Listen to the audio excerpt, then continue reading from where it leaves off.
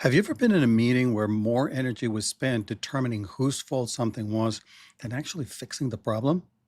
This blame shifting dynamic isn't just frustrating, it's actively harmful to organizations, preventing them from addressing issues at their source while fostering a culture of fear rather than innovation. Today, we're exploring a powerful leadership technique that can instantly shift this dynamic. We'll examine why this approach works, how it creates space for authentic root cause analysis, and why it's becoming increasingly critical as AI integration introduces new complexities to our workplace. The fear of being blamed doesn't just waste time, it actively prevents the transparency and honesty required to solve complex problems. And in today's rapidly evolving technological landscape, this isn't just an efficiency issue, it's a safety and ethical imperative. Let's dive into how leaders can transform this blame culture into a solution focused environment where real progress happens.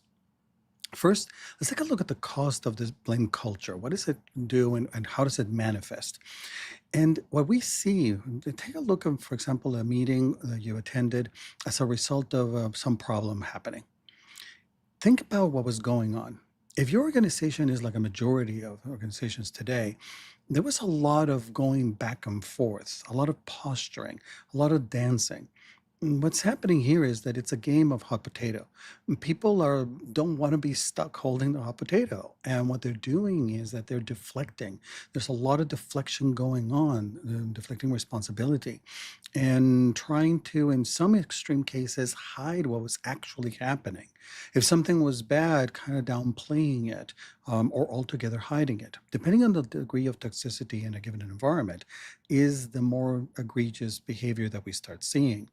However, these behaviors aren't as a result of intrinsic dishonesty or intent from people wanting to be deceitful. That's not what usually is going on.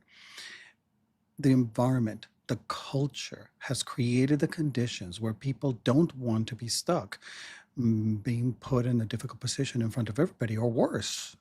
If there's a lot of punitive approaches to failure, then the more people will exhibit these type of behaviors. It's very basic human survival.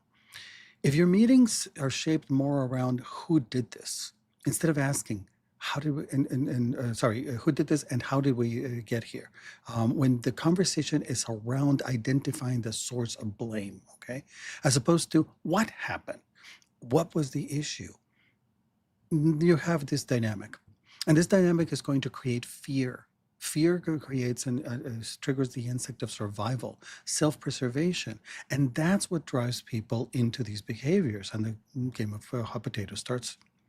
So, what we need to do is understand that the psychological impact of fear based environments leads to people not wanting to speak up. There's an avoidance of risk taking. There's low innovation, creativity, and experimentation. Nobody wants to stick their neck out. They want to play it safe. And that leads to stagnation and missed opportunities in organizations. This is the type of environment where you hear a lot of, this is the way we've always done it. Why do people say that? Because it's the safe thing that has allowed us to survive until this day. Another thing that we typically see is not invented here. The perspective of, yeah, that's a really good idea. It sounds awesome, sounds fantastic, but that's good for other places. It's not for here. What people are saying when they communicate that is that they have seen, they've witnessed, they have experienced when new ideas or things that are risky are presented, there's a lot of backlash when things go wrong. And that's what disincentivizes people from wanting to try things out, experiment, learn. This inhibits a learning culture, and learning cultures are critical. Today, with AI, if we don't have a strong learning culture, there's no way to move forward. Literally, people have to, on a daily basis, be learning new things because new things are coming at us fast and fierce and in huge amounts. And if we're not constantly learning, updating our expertise and our knowledge, we're going to be left behind really quickly. Well, that can't happen. That kind of culture doesn't develop when we have conditioned everybody to be as protected and as guarded as possible. These things are inconsistent.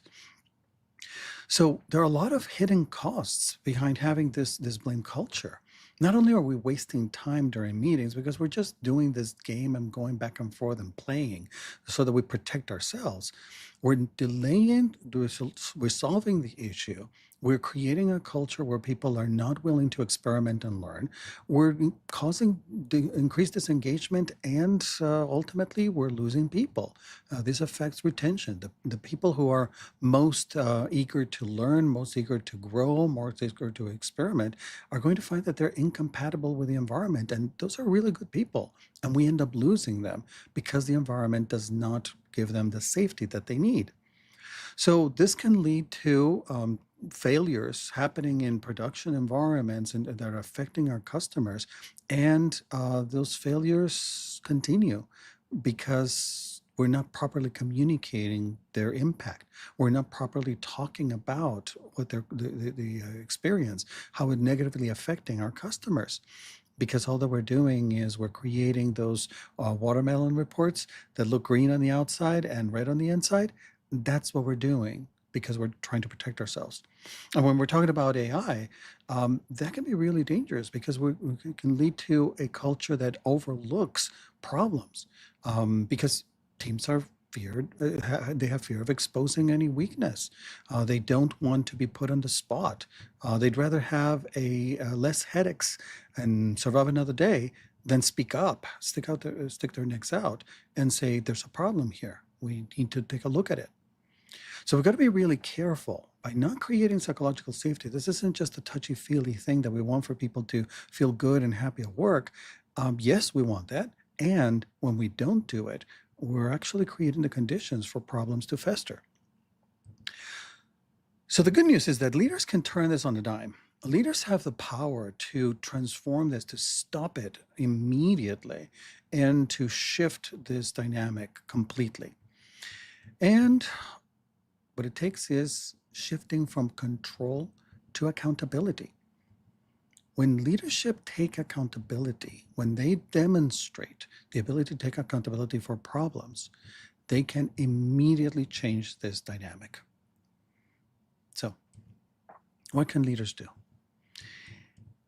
Think it in a situation you find yourself that there's this back and forth happening, and you become aware. You see that all that's happening in this meeting is people are wasting their time. They're just throwing the hot potato back and forth, and nothing is really happening. We're not getting to real issues. We're not getting to real solutions. If you see that, if you detect that as a leader, what you can do is take blame for the issue. Right then and there. Say, my fault. I need your help. I need everybody's help. I need you to help me figure out a way out of this problem. My fault. So sorry. Please help me. The moment that a leader does that, try to think about it. Is anybody going to challenge the leader and say, oh, no, it wasn't you. It was, who are you going to point to? That's silly. People will just simply shut up with the back and forth. There's no need to deflect anything else. Somebody has already taken that hot potato. The hot potato is no longer playing. And now we can finally focus on the real issues. So it instantaneously, you can stop this. Do I recommend that you do that in your next meeting? Probably not. Do I recommend that you do it in the most serious event? Probably not if you haven't established this in the organization. I'll talk more about how to roll this out. However, once we are there, once we're in a position where we feel comfortable taking the blame and rolling with it, you'll start seeing the team is behaving completely differently, and they're able to focus on the problem and the solution because there's no longer any need to talk about anything else. The blame's already taken. That topic is done and over. On to the next one. What's the issue? How do we solve it? And it doesn't mean that the leader actually is at fault. That's not what it means. You may have been completely uninvolved, unrelated to the issue. The reason why we take this step is because as leaders, what we want is for teams to be able to focus on what's truly important. And if we see that the team is focusing on the wrong thing, we can do this to help the team get past it and move on to something that's actually useful and productive. It creates a safety for others to contribute their solutions because they no longer have to protect themselves. They can just talk about the issue. And it diffuses attention and redirects focus to the resolution, which is, as leaders, what we want to see happening. So there's a difference between accountability and blame. In accountability is, I'll take care of this. And in blame is, whose fault is this? So when we demonstrate accountability, we're communicating to everybody an action of that leads to resolution, as opposed to just simply fine-tuning our pointer of where we're going to shoot. Okay, that's not what we're doing. We want to be focused on the solution. Now, traditional command and control is very uncomfortable with doing this. We have a conditioning that I've talked about before, the overpowering leader persona. The overpowering leader persona cannot be perceived as being weak. And that prevents that the kind of leader from taking ownership of something that's not their fault. They will not do that because the stakes of being perceived as weak are just too high. The reality is that when we do that, when we're able to do that, which takes a lot of courage, we actually build credibility and influence with others. People will notice and people will know. They'll know what's actually going on, and they will respect that.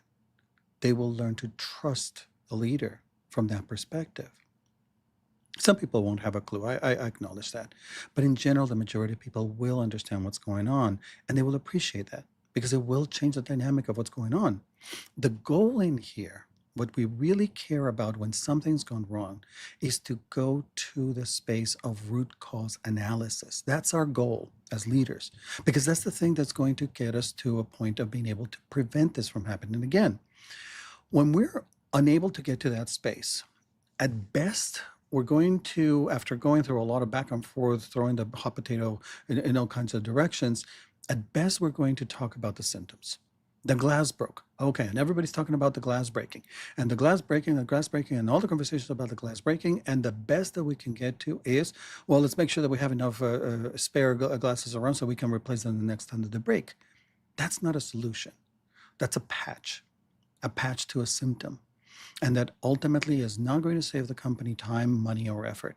It's going to waste it. That's not root cause analysis. That's not root cause discoveries. That's not resolution of the underlying issues that are leading to failure.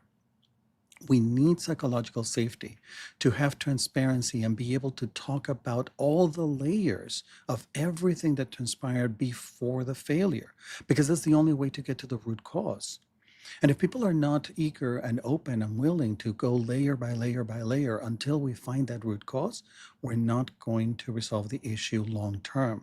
We're going to come up with a short-term answer. And that's just a knee-jerk reaction, and it's a temporary patch. It doesn't lead to long-term resolution. People must feel safe to point out systemic issues that lead to failures. Because no failure happens because of just one thing. That's very rare. There's usually a cascade of events that lead to the failure.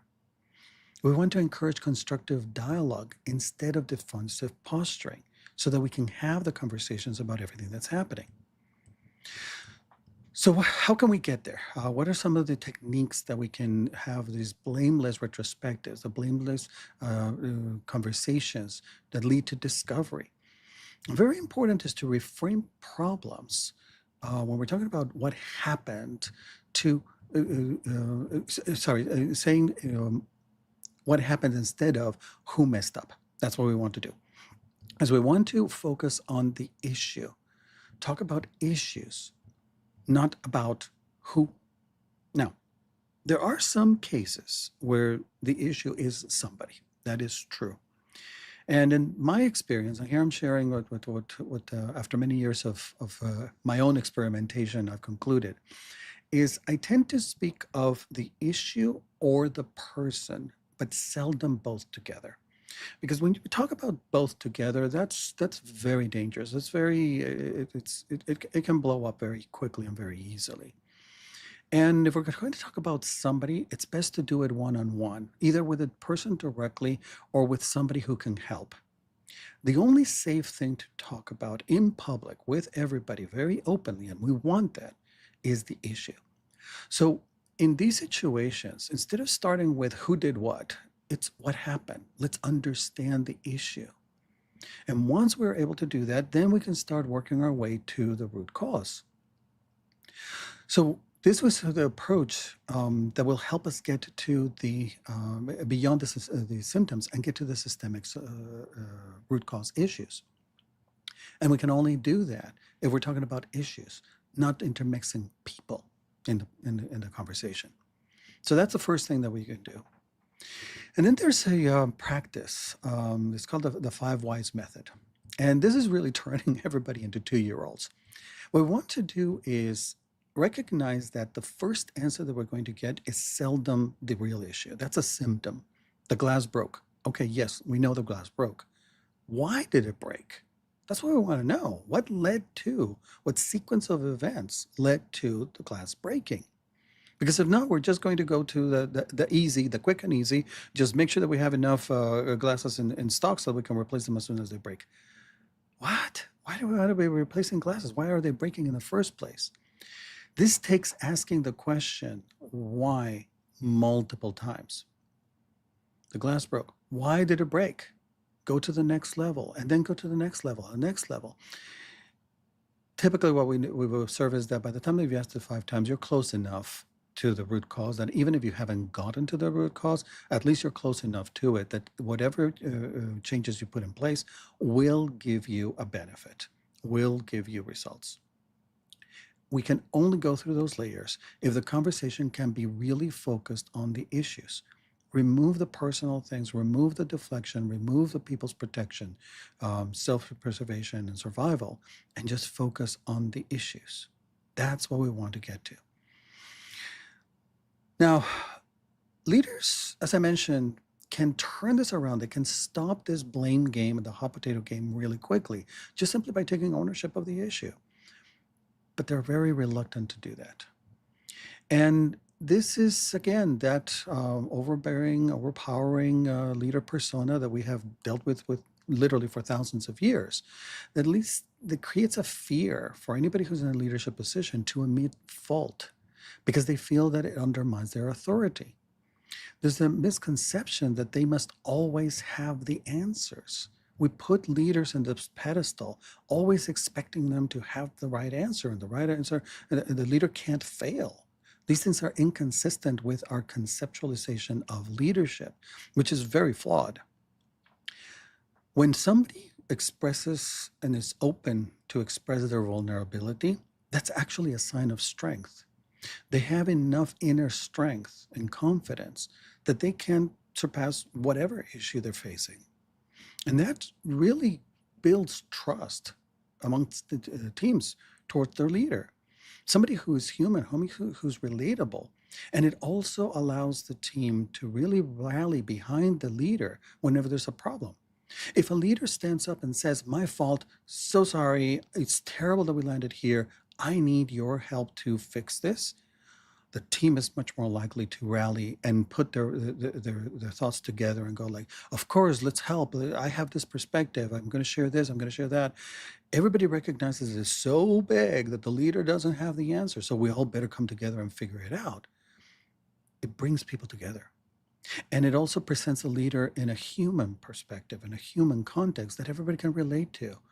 It breaks a lot of barriers, a lot of boundaries, and it fosters a lot of trust. So it's what actually happens is exactly the opposite to what we expect will happen. Most confident leaders admit their own mistakes. And by doing that, they're demonstrating to the organization that it's okay to do that. If we see a leader open and willing to recognize when there's been a failure, as an individual contributor, that increases our confidence in doing the same. We can model that behavior. But if a leader never models that, well, then we're unlikely to do that. So we build trust through consistency. Team members will only speak up if they see that somebody owning the accountability. Now that they see it modeled, they can now do it themselves. If nobody demonstrates that, they're unlikely to do that. And if worse, leaders just focus on identifying who's to blame and then doing something about it, taking action, that guarantees that there's not going to be openness and sharing. So this is all about the culture that we create. And we want a culture where solutions are valued over excuses, deflection, politics.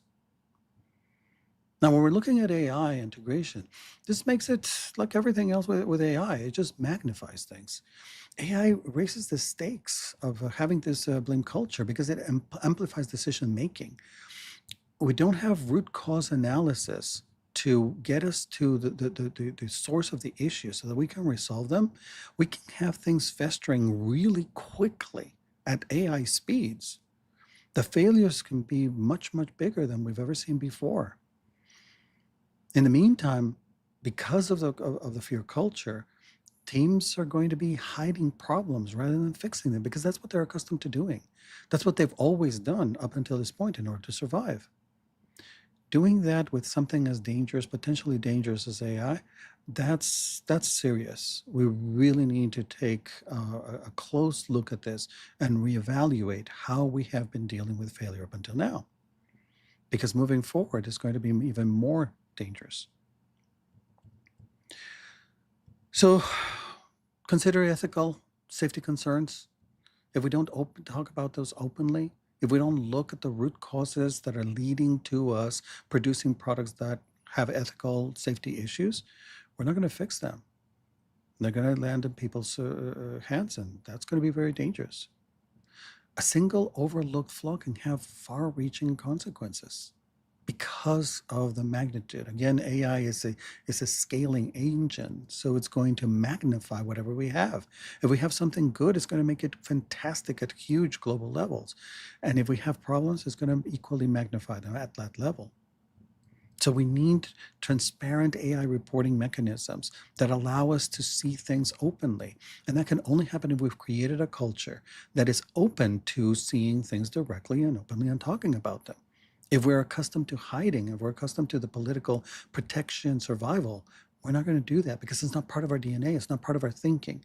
I think that conceptually, most people would agree that it's a good thing to do this with AI implementations. But if the culture of the company does not support it, people don't have the custom. They're not accustomed to doing it. They're not accustomed to thinking that way. So it won't happen. We want open feedback loops about AI's performance so that we can deal with the issues as they happen. It's not about blame. It's about looking at the issues and dealing with them in a responsible, open way. So to implement this, I mentioned that I would give you some practical steps and cautions.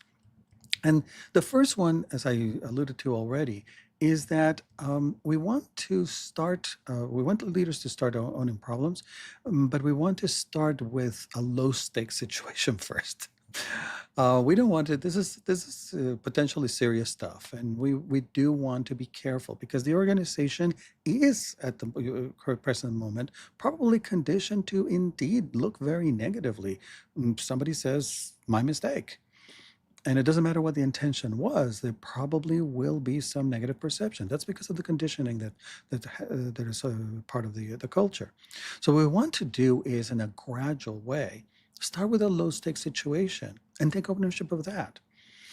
In some ways, the sillier the situation, the better, because people will be able to see through what people are doing, what the leader is doing, and they'll understand that there's a shift happening. And it's a shift for good purpose. If you happen to find yourself with, as a leader, with your boss in the room, they may be a little bit surprised of you taking this move. That's an easy conversation to have later. You just simply give them a look, smirk, and go like, "We got to where we needed to, right?" That's all you need to say. There's nothing more that needs to be said. It's an easy conversation, and the results are really important. And your boss is going to appreciate that, and your team is going to appreciate that too. It takes courage to put yourself in that position. And I know at the beginning it's very scary, but once you do that, the results can be really, really, really productive. And it can really transform the team dynamics and get us to where we need to much, much, much, much faster. Now, we also want to create norms where we discourage blame language within the teams. I did another video about the mood elevator, and that's one tool that we can use to help keep the teams aware, self aware of where they are during meetings. The moment that we fall below the curious level, that's when a lot of anxiety, frustration, anger start flaring up. And those are not the conditions to have good conversations about whatever issue is playing out. So, mood elevator tools like mood elevator, having check-ins to see how everybody's doing, these things can really help, and educating everybody to avoid accusatory language. Even how we refer to problems and instead label them as learning opportunities. I know that sometimes it can sound cliche, but if we are sincere and we mean it as, hey, there's a problem. The problem is confirming that there is something that we need to learn so that we avoid the problem in the future. If we say that, I mean, that's what we mean when we say learning opportunities. That's a short phrase for it. If we understand that that's what we mean, then people can start seeing problems differently. It's not about getting to the point where, oh, something happened. Ooh, learning opportunity, yay. No. And it is about recognizing that, yeah, this is a confirmation that there's something that we need to learn so that we prevent this from happening again. Leading by example, that's by far the most powerful one. When leaders take ownership, even when it's inconvenient, if it's uncomfortable, especially when it's uncomfortable, that can really shift this around and get us to a point where we have the culture that we need in order to succeed. We want to encourage teams to shift their approach, how they respond when someone blames another team member, for example. Give them the mentoring to understand better ways to deal with the situation, avoiding the finger pointing and the deflection, and move to more productive exchanges. So, again, mistakes, they are learning opportunities because they are a failure that's reminding us, that's pointing out, that's confirming that we need to learn something. And when we communicate to team members that the failure is a confirmation that we've missed something, that we need to learn something, and we phrase it in that position, then it just becomes a matter of having the conversation of what do we need to learn this time? That's the conversation that we need to be having. So, with that, keep in mind that this blame culture wastes time and prevents us from expending our time, energy, efforts, money, and real problem solving, so that we don't have to deal with these issues over and over and over again, changing the pane of glass every single time it breaks. No, we want to get to the root cause and not have to change the pane of glass. Period. Leaders can transform the dynamic by taking ownership. The moment that something happens and we see that the conversation is derailing, take ownership of it and allow the team to focus on what's really important. Separate people from actions. Focus on the actions publicly. Deal with people one-on-one, individually. And psychological safety is what enables real problems to happen, real progress to happen, sorry, in getting us to resolution and getting to the root causes so that we're not spending our time in just symptom management, masking the real underlying issues. And lastly, AI integration. It requires that we have transparency so that we can avoid falling into ethical and safety implementation issues. With that, I'd be curious to know what's one way that you can start owning problems in the workplace. Let us know about what you think in the comments. And if you'd like to learn more about the benefits of the mood elevator that I mentioned, click one of these, and I'll be happy to tell you all about it.